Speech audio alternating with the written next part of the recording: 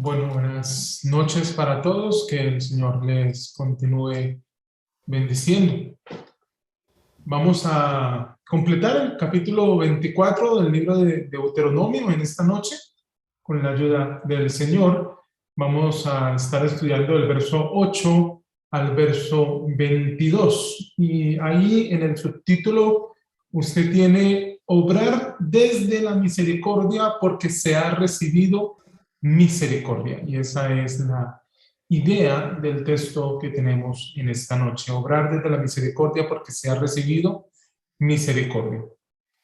Leo la palabra del Señor en favor de todos. En cuanto a la plaga de la lepra, pon cuidado en guardar escrupulosamente todo lo que os enseñen los sacerdotes levitas y en obrar conforme a ello. Según les ha ordenado, así cuidarás de hacer. Recuerda lo que Yahvé tu Dios hizo a Miriam en el camino cuando saliste de Egipto. Cuando prestes a tu prójimo cualquier cosa, no podrás entrar en su casa para tomarle prenda. Te quedarás afuera hasta que el hombre a quien has prestado te saque la prenda afuera. Y si el hombre es pobre, no te acostarás reteniendo aún su prenda. Sin falta le devolverás la prenda cuando el sol se ponga, para que duerma con su ropa y te bendiga, y te será justicia delante de Yahvé tu Dios. No oprimirás al jornalero pobre y al menesteroso, ya sea de tus hermanos o de los extranjeros en tu tierra, dentro de tus puertas.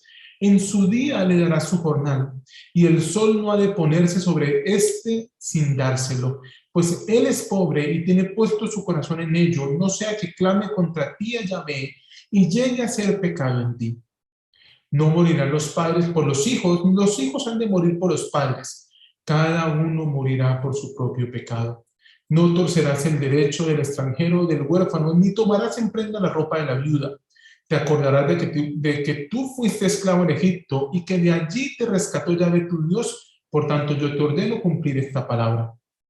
Cuando ciegues tu mies en tu campo y olvides algunas gavillas en el campo, no te devolverás a recogerla. Será para el extranjero, el huérfano y la viuda, a fin de que Yahvé tu Dios te bendiga en toda obra de tus manos. Cuando varees tus olivos, no los repasarás después. Será para el extranjero, el huérfano y la viuda. Cuando vendigues tu viña, no rebuscarás detrás de ti. Será para el extranjero, el huérfano y la viuda. Recuerda que fuiste esclavo en tierra de Egipto, por tanto yo te ordeno cumplir esta palabra. El texto en esta noche va a continuar desarrollando esa idea de leyes múltiples que hemos venido mirando durante estas últimas semanas. Y la primera parte es lo referente a la lepra, ¿sí? En cuanto a la plaga de la lepra, curiosamente la expresión aquí no encierra solamente la palabra lepra, sino que hace referencia a diferentes enfermedades de la piel. Y el procedimiento, de acuerdo al Levítico y al libro de Números, era que si la persona debía mostrarse al sacerdote y el sacerdote, después de algunas pruebas, determinaba el nivel de pureza o impureza de la persona y lo que ésta debía realizar.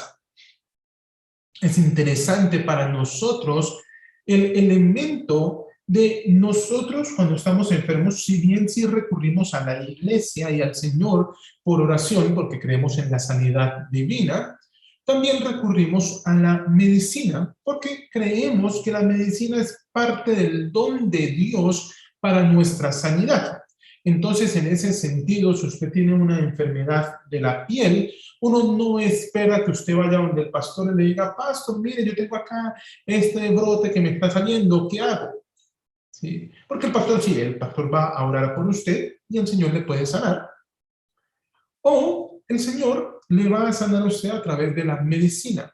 Y posiblemente ese es el camino que uno va a seguir, el camino de recurrir al doctor, al médico, que obre en nosotros, porque Dios obra a través de ese elemento. En ese sentido, esta no es una invitación en el texto a que las cosas se solucionan vía sacerdote o levita, sino que hay un orden establecido para mantener la pureza. En el caso nuestro, el cuidado médico tiene un elemento importante en nuestra vida y más en estos días. No solamente nos preocupamos por nuestra salud, nos preocupamos por la salud que hay en nuestro entorno. Pero curiosamente, el verso 9 hace un llamado. Recuerda lo que Yahvé, tu Dios, hizo a Miriam en el camino cuando saliste de Egipto. No sé si ustedes recuerdan el relato, pero Miriam y Aarón murmuran de Moisés. Y entonces el Señor castiga a Miriam con lepra.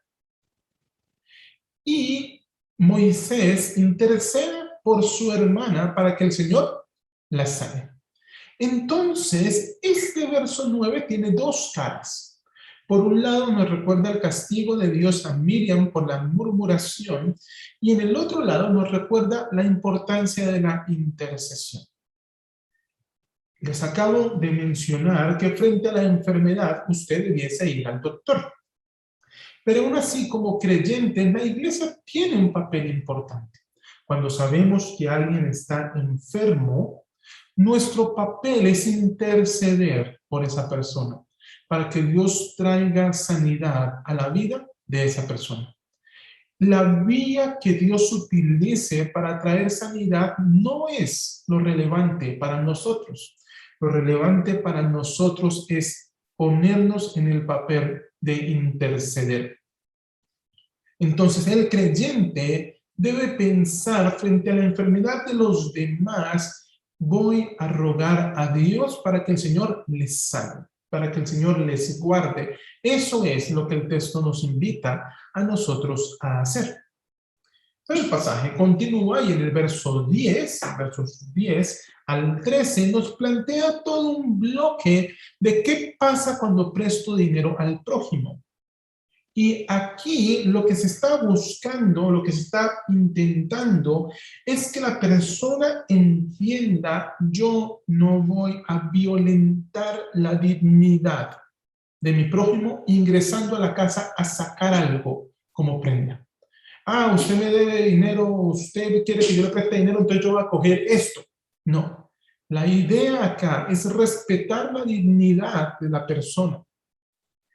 Pero adicional a eso, el texto busca la justicia para esta persona.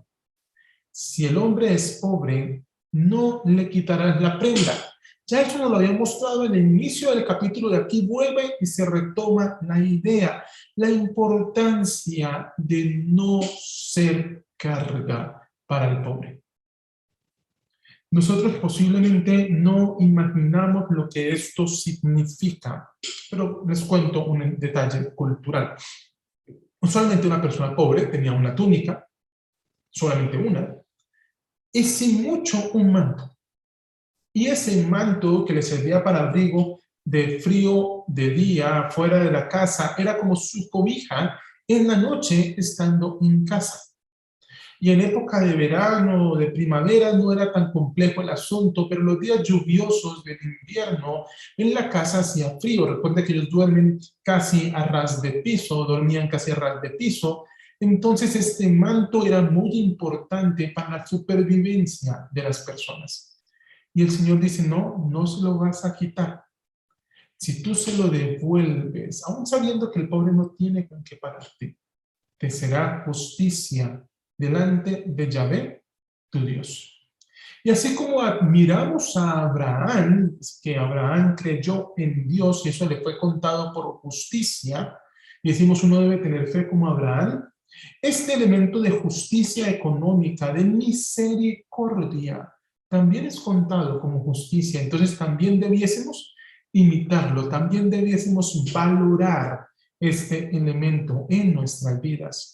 El poder ayudar a otros es parte de la forma en que demostramos que tenemos del Señor. Es parte de la forma en que nosotros damos a conocer a los demás el amor que Dios tiene por su creación. En el verso 14 se mantiene la idea de la relación con el pobre. No oprimirás al jornalero pobre. No importa que sea de Israel o no importaba que fuera extranjero. Si estaba aquí, si habitaba, si compartía con ellos, entonces no se le podía oprimir. No se debía oprimir a esta persona. Y parte de no oprimir es cada día le debían pagar el jornal. El jornalero en Israel vivía del día a día. Usted conoce posiblemente muchas personas que viven así. Es posible que algunos de ustedes vivan así, vivan del día a día.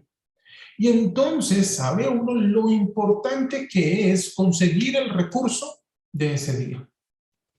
Algo que ha sido difícil durante la pandemia y que ha llamado a la iglesia a el ser generosos es saber que hay personas que viven del día a día, la cual las recepciones que tenemos les afecta en sus ingresos. Entonces debemos ser generosos para apoyar a estas personas. En su día, dice el verso 15, le darás su jornal. No permitas que el sol se ponga sin habérselo dado, pues él es pobre y tiene puesto su corazón en ello. La persona de Israel que vivía el día a día requería el sueldo de hoy para poder comer mañana. Y si el patrón no le pagaba hoy, su familia pasaba todo el día siguiente sin comer. Y en ese sentido, pues, ¿qué hace el pobre? Clama a Dios. Y entonces eso llegará a ser pecado del dueño de la finca, del dueño de la fábrica. ¿Por qué? Porque está reteniendo lo que es la vida para la otra persona. Ahora, si usted es dueño de una empresa, de una fábrica, de lo que sea, ¿sí?, uno no va a decir entonces que, no, yo lo que tengo acá, entonces debo pagar día a día. No, nosotros tenemos normas que nos rigen y posiblemente usted pague quincenal, usted paga mensual de acuerdo a lo que es legal. Lo importante en el texto no es pensarse en la minucia, en el detalle. Lo importante en el texto es pensar que nosotros debemos ser justos en cuanto a la justicia económica. Si hay que pagar algo, paguemos lo que es correcto, lo que es justo. Si hay que pagar en una fecha, paguemos en el momento en el cual ha sido acordado, porque no sabemos la necesidad con la cual está viviendo la otra persona. El verso 16 nos plantea una norma totalmente diferente. No morirán los padres por los hijos, ni los hijos han de morir por los padres. Cada uno morirá por su propio pecado. El pecado afecta a la comunidad. Y todo el texto de Deuteronomio ha mostrado cómo debemos evitar ese pecado porque afecta a todo el mundo. Pero el pecado sigue siendo un elemento de responsabilidad individual. Afecta a todos, pero cada uno de nosotros es responsable por su propio pecado. Yo sé, nosotros pensamos en el texto, yo soy Jehová, que visito la maldad de los padres sobre los hijos hasta la tercera y la cuarta generación. Y pensamos en los pecados generacionales.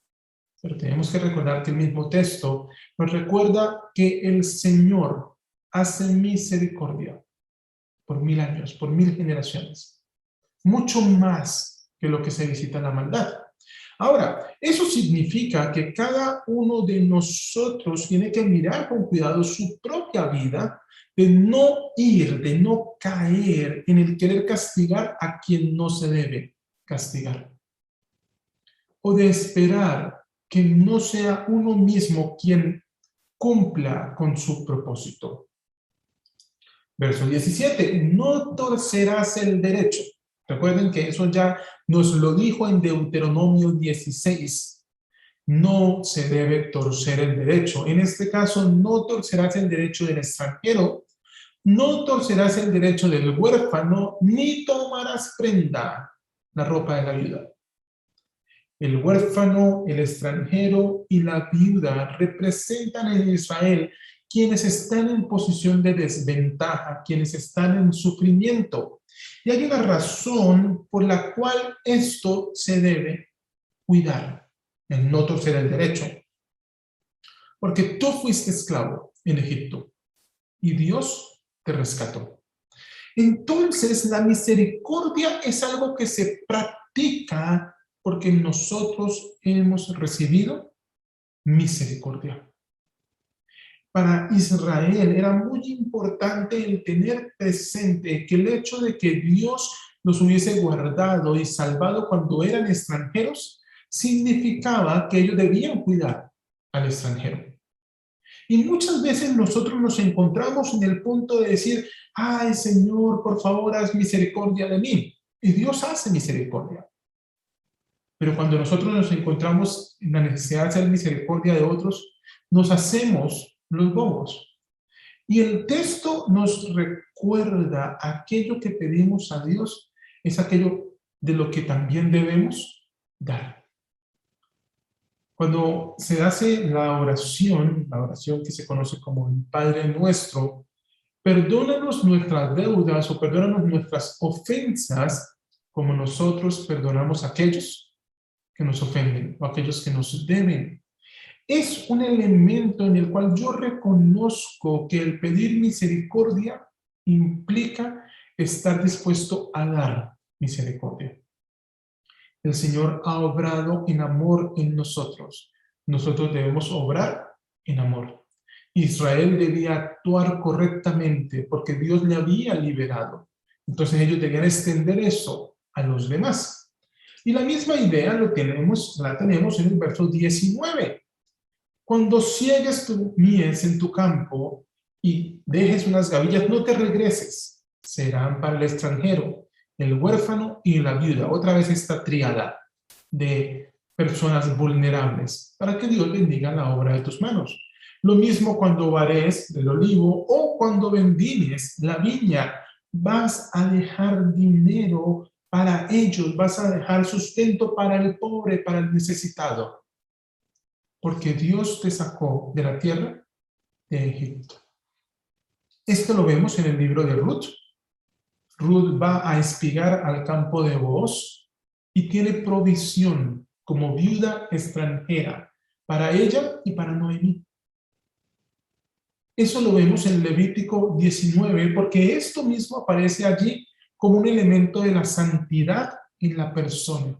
El pensar en aquel que está en necesidad demuestra la relación con Dios. La santidad no es un elemento ahí inmaculado donde la gente parece que flotara. La santidad no es un elemento estrictamente de la espiritualidad. La santidad es la evidencia de Dios que obra en nosotros en cada cosa que hacemos en el día a día. En ese sentido, estos tres aspectos de sostenimiento para el vulnerable, de más justicia económica, son elementos propios de una persona santa. Es una persona que no solamente procura su bien, es una persona que piensa en el bienestar de los demás. Entonces, ¿qué tiene que ver esto con nosotros? ¿Cómo vemos esto en nuestras vidas? El primer elemento es que somos llamados a cuidar nuestra salud. Hermanos, como parte de la confianza en el Señor, debemos cuidar nuestra salud. Debemos ser prudentes en nuestra salud. Pero no solamente cuidar nuestra salud, debemos interceder por la salud de los demás. Moisés intercedió por su hermana, a pesar de la murmuración, para que el Señor la sanara. Nosotros creemos en un Dios que sana. Nosotros creemos que Dios sigue obrando en forma milagrosa. Y también creemos que Dios nos sana a través de la medicina. No sabemos la vía que Dios va a utilizar para sanar a alguien, pero sí sabemos que somos llamados a interceder por la salud de cada persona. Cuando lo hacemos comunitariamente, en la iglesia, ahorita en un momento después de la exposición de la palabra, pero también cuando lo hacemos solos en nuestra casa. Señor, ten misericordia, sana al hermano X, al hermano Y, a la hermana. Así, por cada uno de los casos por los que venimos orando durante semanas. El segundo aspecto es que debemos defender la justicia económica y la dignidad del trabajo y del trabajador. Debemos orar para que el Señor haga justicia, pero debemos denunciar cuando el Estado o cualquiera hace cosas que son injustas. Y ahora que cada vez más se aproxima el tiempo de votación, debemos votar conscientemente por aquellos que hagan justicia. Como ustedes pueden notar, esto no es un asunto de posición política. La justicia económica y la dignidad de aquel que tiene su trabajo provienen del texto bíblico, de la lectura del pasaje. Entonces usted puede ubicarse en la derecha, en el centro o en la izquierda, no importa. Somos llamados a defender la justicia económica. El tercer aspecto es que debemos ser conscientes que la misericordia y la justicia son elementos que van en doble vía. No es solamente pedir, ay Señor, haz misericordia a mí, haz justicia para mí. No, es también estar dispuesto a ser misericordioso, a ser justo. Ustedes recuerdan a Jesús contando una parábola al respecto del hombre que pidió misericordia y fue perdonado y después no quería perdonar al otro que debía muy poquito en consideración a lo que éste había sido perdonado. ¿Y cómo es castigado? Y nosotros muchas veces estamos dispuestos, Señor, por favor, ten misericordia de mí. Pero no pensamos en que somos llamados a tener misericordia de los demás. Señor, que se haga justicia en mi caso. Sí, pero eso implica también ser justos. Busquemos las dos vías siempre, la misericordia y la justicia, no solo para mí, sino que yo pueda ofrecerlas también. El cuarto aspecto es que la santidad se refleja en el apoyo a los demás. El cuidado del pobre es muestra de nuestra santidad. El cuidado del extranjero, de la viuda, del huérfano, es muestra de la santidad. Cuando logro pensar más allá de mí mismo y reconocer que hay otros que tienen necesidad y que puedo apoyar, estoy caminando en santidad con el Señor. Porque eso es amar al prójimo. Amar al prójimo es pensar que hay más que yo. Entonces debo obrar no solamente por mí. ¿Cómo vemos esto en Jesús? Jesús sanó a los enfermos.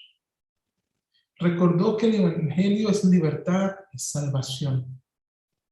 En Lucas, cuando el Señor lee Isaías, el Espíritu de Dios está sobre mí por cuanto me ha ungido para.